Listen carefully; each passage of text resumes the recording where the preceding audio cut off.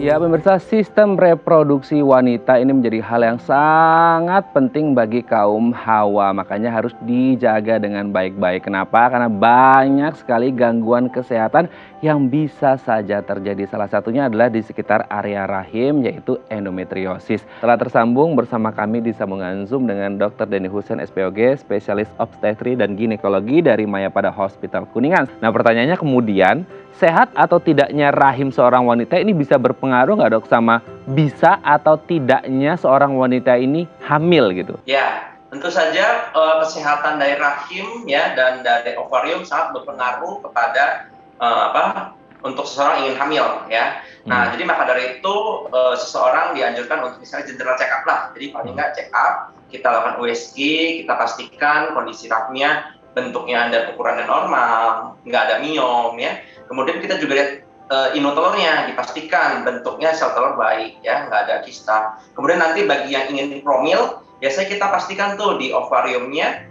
ada sel telur yang besar. Jadi dengan ada sel telur yang besar, bila bertemu sperma dia akan terjadi kehamilan. Jadi dipastikan ya untuk sel telurnya baik, dan rahimnya juga baik gitu ya. Jadi untuk reproduksi kalau ingin seseorang ingin hamil. Dan dipastikan juga salurannya nggak ada sumbatan. Jadi kadang-kadang ovarium baik, kemudian rahim baik, tetapi sel telurnya nggak bisa ke rahim karena salurannya tersumbat. Nah, maka itu yang perlu diperiksakan kalau misalnya seseorang sudah kesulitan misalnya untuk hamil.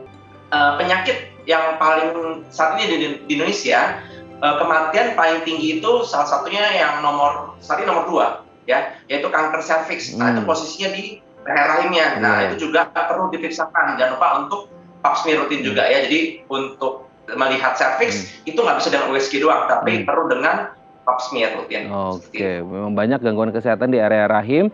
Ya, beberapa di antaranya sudah disebutkan oleh Dokter Denny barusan. Nah, kalau endometriosis sendiri, Dok, tadi kan dokter juga sempat menyebut juga ya beberapa waktu yang lalu ini tentang endometriosis gitu kan, ada penebalan di dinding rahimnya. Nah, boleh dijelaskan lebih mendetail lagi, Dok, tentang endometriosis yang terjadi ini di rahimnya dan efek rahimnya ini seperti apa, Dok?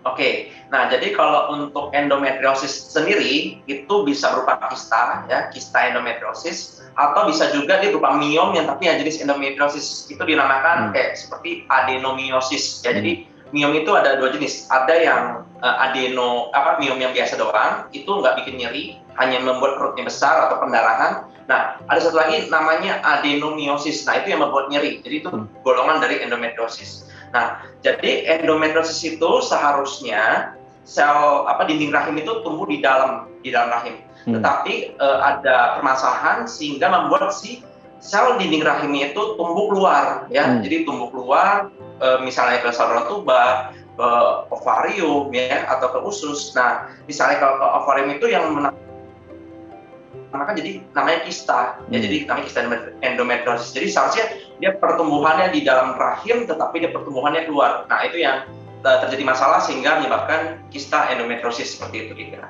Kalau kita berbicara tentang faktor risiko, Dok, nah sebenarnya apa saja sih yang bisa membuat seorang wanita akhirnya mengalami endometriosis? Kan tidak semua wanita mengalami ya, Dok ya.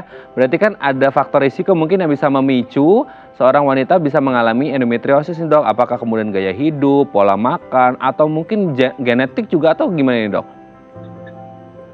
Ya, jadi salah satu dikatakan faktor risiko dari endometriosis ya kan, dari misalnya dari pola hidup ya. Jadi makanya dianjurkan untuk jaga pola makan yang sehat ya, makan sayuran, buah-buahan ya, daging, ikan ya. Kemudian hindari itu kayak gorengan, minyak santan itu dihindari. Kemudian salah satu juga faktor risiko yaitu kalau misalnya dia ada riwayat sebelumnya, misalnya dari riwayat dari ibunya ya, dari orang tua, nah itu juga bisa mempengaruhi juga. Nah, kemudian juga faktor kalau yang dikatakan yaitu dia belum memiliki keturunan, nah itu juga salah satu pemicunya. Dan kemudian kalau untuk range usia itu sekitar 25 sampai 40 tahun ya, itu dikatakan mempunyai faktor risiko. Ya, jadi memang dengan misalnya kita dengan jaga pola makan sehat ya kan, kemudian kita olahraga rutin, diharapkan kondisi tubuh kita metabolismenya stabil ya. Jadi diharapkan hormon-hormon kita juga stabil sehingga pemicu terjadinya endometriosis tersebut juga berkurang.